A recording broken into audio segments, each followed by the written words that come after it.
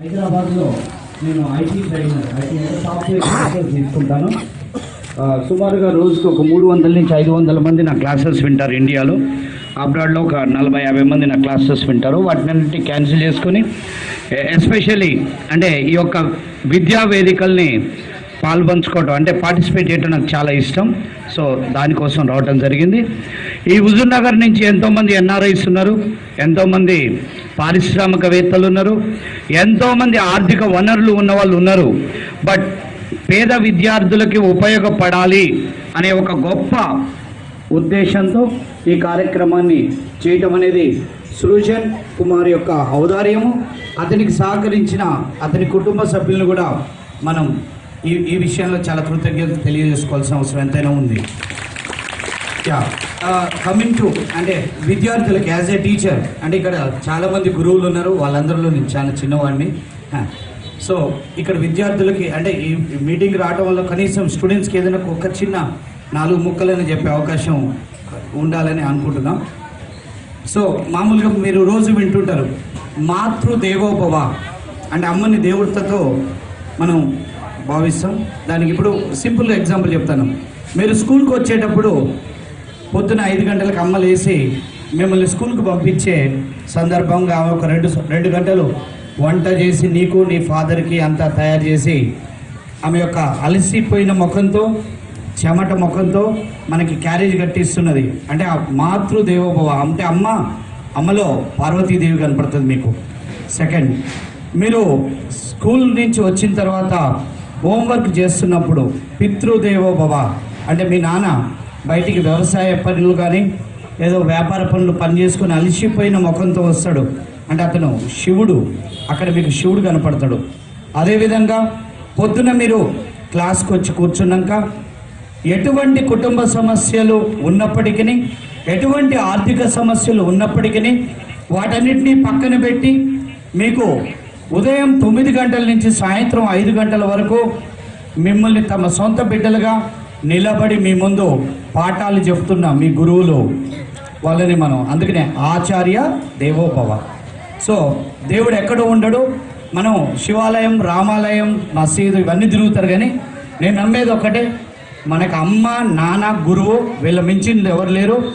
ఏ పండగ రోజైనా, ఏ పుట్టినరోజైనా, ఏ విద్య అంటే మీరు ఏ పరీక్షలు రాయడానికి పోవాల్సినప్పుడు ఎక్కడో గుళ్ళోకి పోయి ప్రదక్షిణాలు చేయటం, 11 ప్రదక్షిణాలు, 110 ప్రదక్షిణాలు, 100 కొబ్బరికాయలు, ఇదంతా ట్రాష్. అంటే దేవుడు లేడని నేను చెప్పను, దేవుడు ఉన్నాడు. దేవుడు ఎక్కడున్నాడు అంటే మీ అమ్మలో ఉన్నాడు, మీ నాన్నలో ఉన్నాడు, మీ గురువులో ఉన్నాడు, మంచి మనిషిలో ఉన్నాడు. అంటే మానవ సేవే మాధవ సేవ. జనరల్గా చాలామందిని చూస్తుంటాను, పొర్లు దండాలు పెడుతుంటారు. కొంతమంది ఈ మధ్య ఒక వీడియో చూసినా ఎంగిలి ఇస్తరాకుల మీద పొరలాడుతున్నారు. అంటే మనం ఎక్కడికి పోతున్నాం? కంప్యూటర్ అంటే ఇది టెక్నాలజీ యుగం. ఈ యుగంలో అంటే మీరు భావి భారత పౌరులు కాబట్టి మీకు ఈ విషయాలు చెప్పాల్సి వస్తుంది. అమ్మ నాన్న గురువుని మించిన దైవం లేదు. నెక్స్ట్ మానవ సేవే మాధవ సేవ. నీ పరిధిలో ఉన్నంత వరకు నువ్వు సాయం చేయి. నీ శక్తి మించి చేయమంటాలే, నీ పరిధిలో మాట సాయం చేయి, మంచితనాన్ని పెంచండి, అంతకంటే మించింది లేదు. Next government schools, private schools అనే ఒక కంపారిజన్ ఉంటుంది మనకి జనరల్గా. నేను ఒకటే చెప్తాను, విద్యా వ్యవస్థకి మూలపట్టు గురువు మాత్రమే. అక్కడ ఉన్న ఫెసిలిటీస్ కాదు, మీ గురువే మీకు ఇంపార్టెంట్. సరైన గురువు ఉంటే చెట్టు కింద కూడా అద్భుతాలు సృష్టించవచ్చు అతని యొక్క ప్రావీణ్యతతో. సో ఇది మెయిన్గా మనం గుర్తుంచుకోవాల్సిన విషయం. అది నేను లైవ్గా చూశాను. ఇంజనీరింగ్లో ఒక 10,000 ఇంజనీరింగ్ కాలేజీలు ఉన్నాయి ఇండియాలో. నా కాడికి హైదరాబాద్లో ఇండియాలో ఉన్న అన్ని స్టేట్స్ నుంచి స్టూడెంట్స్, ఇంజనీరింగ్ స్టూడెంట్స్ కోచింగ్లోకి వస్తారు. వచ్చి వాళ్ళు 4 సంవత్సరాలు ఇంజనీరింగ్ పూర్తి చేసుకొని మా కాడికి వస్తారు. ఆ తర్వాత మేము అక్కడ సబ్జెక్ట్ చెప్పి కంపెనీస్కి పంపిస్తుంటాం. ఇంజనీరింగ్లో 4 సంవత్సరాలలో వాళ్ళు కనీసం ఒక స్టూడెంట్తో 4 లైన్ల ప్రోగ్రామ్ రాయించలేరు. ఇంజనీరింగ్ అవుతా అని ఇంజనీరింగ్ కాలేజీలో చేరుతున్న స్టూడెంట్స్ ఈరోజు చిన్న ఉద్యోగాలతో సరిపెట్టుకుంటున్నారు. బీటెక్ చదివినోడికి బ్యాంక్ ఉద్యోగానికి సంబంధమే లేదు. బీటెక్ చదివిన విద్యార్థులు ఎంతోమంది హోంగార్డ్గా, కానిస్టేబుల్ జాబ్స్, కొన్ని చోట్ల అటెండర్ జాబ్స్ కూడా అప్లై చేస్తున్నారు. అంటే మరి 4 సంవత్సరాలు వాళ్ళు అంత పెద్ద ఇన్స్టిట్యూషన్స్లో కోట్ల రూపాయలు వెచ్చించిన ఇన్స్టిట్యూషన్లో జరిగింది. మేము 4 నెలల్లో పూర్తి చేసి ఒక డిగ్రీ, నార్మల్ డిగ్రీ, ఒక సాఫ్ట్వేర్ ఇంజనీర్ కావాలంటే ఏదో అంటే ఇంజనీరింగ్ చదవాలి అంటారు, అది కాదు. ఒక బీకామ్ స్టూడెంట్స్ నేను సాఫ్ట్వేర్ ఇంజనీరింగ్ చేస్తున్నాం. అంటే ఇది చెప్పడం మాకు మేము చెప్పుకోవడానికి కాదు. నేను అనేది ఏంటంటే ఎడ్యుకేషన్ సిస్టంలో ప్రభుత్వ పాఠశాలలు ప్రైవేట్ పాఠశాలలకు ఉన్న తేడా ఒకే ఒక్కటి, ముఖ్యమైన తేడా ఏంటంటే మీకు ప్రైవేట్ పాఠశాలల్లో సౌకర్యాలు కొద్దిగా ఎక్కువ ఉండొచ్చు, ప్రభుత్వ పాఠశాలలో సౌకర్యాలు లేకపోవచ్చు. అసలు సౌకర్యాలతో సంబంధం లేదు. మీ గురువు మీకు చెట్టు 4 ఒక బల్ల ఉంటే సరిపోతుంది, అది మిమ్మల్ని ఎక్కడికైనా తీసుకెళ్తుంది చెప్పే గురువు కాడ. ఇంకొక గొప్ప అవకాశం ఏంటంటే మీకు ప్రైవేట్ స్కూల్స్లలో ఇటువంటి అంటే అర్హత ఎక్స్పీరియన్స్డ్ ఫ్యాకల్టీస్ ఎక్కడ దొరకరు. ఎక్కువ అవకాశం ఉన్నది గవర్నమెంట్ స్కూల్స్లోనే. ఓకే, మీ యొక్క ప్రవర్తన కూడా మీ టీచర్ని ఇంకా బాధ్యతాయుతంగా ప్రవర్తించడానికి చేస్తుంది. కాబట్టి టీచర్ కాడ మనము నాలెడ్జ్ని గెయిన్ చేయటం అనేది స్టూడెంట్స్ యొక్క టాలెంట్, అంటే మీరు అది ఉపయోగించుకోవాలి. సెకండ్, ఇక్కడ మన గవర్నమెంట్ స్కూల్స్లో చదువుతున్న వాళ్ళందరం బిలో మిడిల్ క్లాస్ పీపుల్ ఉంటారు. ఎక్కువ పేదరికంలో ఉన్నాం, అది లేదు ఇది లేదు అంటారు. నేను ఒకటే చెప్తాను, నీ పేదరికం నీకు శాపం కాదు, నీ పేదరికం నీకు ఒక అవకాశం. ఆ పేదరికం ఉండటం వల్లనే నువ్వు కసితో చదువుతావు, కసితో పైకి వస్తావు. పేదరికాన్ని సంతోషంగా ఆహ్వానించండి, సమస్యల్ని యాక్సెప్ట్ చేయండి. మీరు ఇప్పుడు సమస్యల్ని యాక్సెప్ట్ చేసే వయసులో ఉన్నారు, మీరు దేనికి భయపడద్దు. పేదరికం, మీరు ఎవడైతే పేదరికం ఎంత అనుభవిస్తాడో, ఎంత సమస్యలు ఉంటాయో వాడంత కసితో పనిచేసి కసితో చదువుతాడు. నేను గ్యారెంటీ చెప్తున్నా, టాప్ స్కూల్స్లో స్టూడెంట్స్ కంటే మీ పర్ఫార్మెన్స్ ఎక్కువ ఉంటుంది. కాకపోతే మీలో ఉన్న టాలెంట్ని మీరు రికగ్నైజ్ చేసుకోవాలి, అది చాలా ఇంపార్టెంట్. పేదరికం సమస్యలనే ఎప్పుడు ఉండవు, వాటిని సాల్వ్ చేయడానికే మీరు కష్టపడి చదవాలి.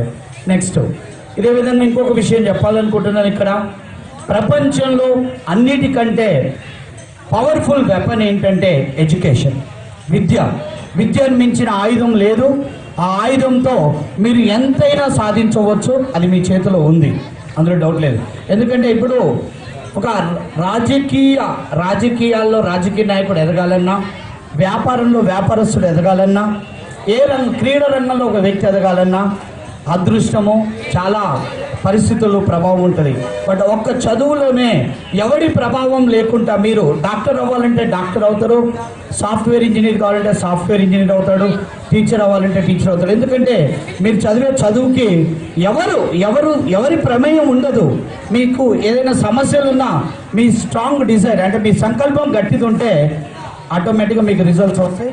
సో అంటే ఇప్పుడే మీరు ఈ హై స్కూల్ అంటే ఎడ్యుకేషన్లో మీ యొక్క ఎడ్యుకేషన్ సిస్టంలో చాలా ఇంపార్టెంట్ స్టేజ్ ఇది. 6 నుంచి 10 తర్వాత హై స్కూల్ అనేది చాలా ఇంపార్టెంట్ స్టేజ్. ఇప్పుడు మీరు మీ యొక్క భవిష్యత్తులో మీరు ఏం కావాలి అనేది మీరు ఇప్పుడు నిర్ణయించుకోవాలి. నేను ఒక ఐఏఎస్ ఆఫీసర్ని కావాలి, as you have to prepare for civil services exams. లేదు, నేను ఒక సాఫ్ట్వేర్ అంటే ఒక ఇంజనీర్ కావాలి అంటే మీరు ఒక బీటెక్ చదవాలి. బీటెక్ చదవాలంటే మీ గురువులతో చర్చించాలి. 10th క్లాస్ తర్వాత ఏ గ్రూప్ తీసుకుంటే బీటెక్లోకి వెళ్తాం, ఎంపీసీ. డాక్టర్ అవ్వాలి, 10th క్లాస్ తర్వాత ఏ గ్రూప్ తీసుకుంటే బైపీసీ, డాక్టర్ అవుతావు. తర్వాత సివిల్ సర్వీసెస్ ఎలా ప్లాన్ చేసుకోవాలి, ఇవన్నీ కూడా మీరు ఇప్పటి నుంచే నువ్వు ఏది అనుకుంటావో అదే జరుగుతుంది. నువ్వు ఏమి అనుకోకపోతే ఏమీ జరగదు. అంటే నీ రాత నీ చేతుల్లోనే ఉంది. బట్ ఇక్కడ ఏంటంటే చాలామంది భయపడతారు. నాకున్న పరిస్థితుల్లో నేను ఆ విధంగా ఎదగలుగుతున్నా అంటే ఖచ్చితంగా ఎదగలుగుతావు. నీ సంకల్పాన్ని మించింది ఏదీ లేదు. ఓకే, సో అంటే లాస్ట్ నేను ఒకటే మాట చెప్తా, be like Ekalavya, if possible be like Arjuna, but don't be like Abhimanyu. అర్థమైందా మీకు? అంటే వీలైతే ఏకలవ్యుడు లాగా ఉండండి. ఏకలవ్యుడు అంటే ఏకలవ్యుడికి ఇప్పుడు మొత్తం మహాభారతంలో హీరో అంటే ఎవరైనా చెప్తారు జనరల్గా అర్జునుడి కంటే కూడా పవర్ఫుల్ పర్సన్ ఎవరు? ఏకలవ్యుడికి అర్జునుడికి ద్రోణాచార్యుడు లైవ్ క్లాసెస్ చెప్పాడు. బట్ ఏకలవ్యుడికి ఆఫ్లైన్ క్లాసెస్, అంటే ఆయన ఎక్కడో ఓ బొమ్మను పెట్టుకొని చదువుకున్నాడు. అంటే దీన్ని బట్టి మనం అంటే డోంట్ బీ లైక్ అభిమన్య అంటే హాఫ్ నాలెడ్జ్తో బయటికి వెళ్ళకండి. వీలైతే ఏకలవ్యుడు, ఇంకా పాసిబుల్ అయితే అర్జునుడు, but don't be like what అభిమన్యుడు లాగా సగం నాలెడ్జ్తో వెళ్ళకండి. సో అంటే అది పద్మవ్యూహం మన యొక్క భవిష్యత్తు అనేది. సో ఇది చాలా ఇంపార్టెంట్. ఓకే, సో ఆల్వేస్ అంటే మీ యొక్క ఎడ్యుకేషన్ సిస్టంలో మీకు నేను కొన్ని ఇన్పుట్స్ ఇస్తాను. సింపుల్ ఏంటంటే లీడర్షిప్ క్వాలిటీస్ని పెంచుకోండి. క్లాసులో 40 మంది ఉన్నారు, 40 మందిలో ప్రతి ఒక్కడు టాలెంటెడ్ పర్సనే, అందులో డౌటే లేదు. దాన్ని మీరు ఏ విధంగా ఉపయోగించుకోవాలంటే form a team of 5-6 members. ఒక గ్రూప్ని ఫామ్ చేసుకోండి. విద్య సంబంధించిన అంశాల మీద డిస్కషన్ చేయండి. అంటే గ్రూప్ డిస్కషన్స్ పార్టిసిపేట్ చేయండి. మీకు మీరు తరగతులు అంటే మీకు మీరు క్లాసులు చెప్పుకోవడానికి ట్రై చేయండి. లీడర్ అనేవాడు ఎక్కడ ఉండడు, మీలోనే ఉంటాడు. ఆ లీడర్షిప్ క్వాలిటీస్ని పెంచుకోండి, అది చాలా ఇంపార్టెంట్. అక్కడి నుంచి భారత పౌరులు తయారవుతారు. నెక్స్ట్ ఇంకొకటి ఏంటంటే మీరు ఇండివిజువాలిటీని ఇంప్రూవ్ చేసుకోండి. ఇండివిజువాలిటీ అంటే ఎక్కడికన్నా వెళ్ళేటప్పుడు మనం బయటకు పోయినప్పుడు అమ్మ రావాలి, నాన్న రావాలి, ఫ్రెండ్ రావాలి కాదు, నీ తీరుగా నువ్వు పో. ఎందుకంటే ఈ జీవితంగా మనం ఒంటరిగా వస్తాం, ఒంటరిగా పోతాం, ఎవరు ఎప్పుడు పోతారో ఎవరికి తెలియదు. సో మీరు ఈ స్టడీస్ తర్వాత మీరు ఎక్కడ హైదరాబాద్, విజయవాడ ఎక్కడికి వెళ్ళినప్పుడు కూడా మీరు ఒక్కలే ఉంటారు. ఇండివిజువాలిటీని ఇంప్రూవ్ చేసుకోండి. ఇవన్నీ ఇంప్రూవ్ అవ్వాలంటే ఒక్కటే నేను చెప్పేది, subject and social related issues మీద పొద్దున్న లేసే క్లాస్ అయిన తర్వాత మీరందరూ ఏ విధంగా సమయాన్ని కేటాయించి ఆటలు ఆడతారో అదేవిధంగా గ్రూప్ డిస్కషన్ ప్రోగ్రామ్స్ని అండ్ డిబేట్ కాంపిటీషన్స్ని అంటే I'm requesting to all the education అంటే టీచర్స్ని నేను రిక్వెస్ట్ చేసేది ఏంటంటే నేనైతే క్లాస్లో అంటే నా పద్ధతి చెప్తాను, అవకాశం ఉంటే పాటించండి, లేకపోతే లేదు. 7 గంటల నుంచి 1 గంట వరకు నేను 3 బ్యాచ్లు తీసుకుంటాను. పొద్దున 3 అంటే ఒక్కొక్క బ్యాచ్కి నేను ఇచ్చే 4 బ్యాచ్లు తీసుకుంటా. సుమారు గంటన్నర సమయమైన నా క్లాస్లో నేను మా అంటే అర్ధగంటే క్లాస్ చెప్తా, గంట సేపు నేను క్లాస్ చెప్పను. అంటే ఇక్కడ ఏంటంటే we have to make to them to learn the subject. వాళ్ళంతటా వాళ్ళు సబ్జెక్ట్ నేర్చుకునేట్టు చేయాలి. ఎలా నేర్చుకోవాలో చెప్తాను, వాళ్ళకి టేస్క్ ఇస్తాను, ఆ గంట సేపట్లో వాళ్ళ టాస్క్లు చేయాలి. ఒక్కోసారి 7 గంటల నుంచి 1 గంట వరకు ఒక 5 నిమిషాలు కూడా నేను క్లాస్ చెప్పను. నేను ముందే చెప్తాను స్టూడెంట్స్ అందరికి ఏం చెప్తానంటే నేను డోంట్ ఎక్స్పెక్ట్ దట్ నేను ఏదో అందరిలాగా పొలిటీషియన్ లాగా క్లాస్ గంటలు చెప్తాను అనుకోకండి. నేను చెప్పను, నీకు కాన్సెప్ట్ ఒక లైన్లో చెప్తాను, దాని మీద మీతో పరిశోధనలు చేపిస్తుంటాను, టాస్క్లు ఇస్తుంటాను. టాస్క్ ఇస్తే వాళ్ళతో చేపిస్తూ ఉంటాను.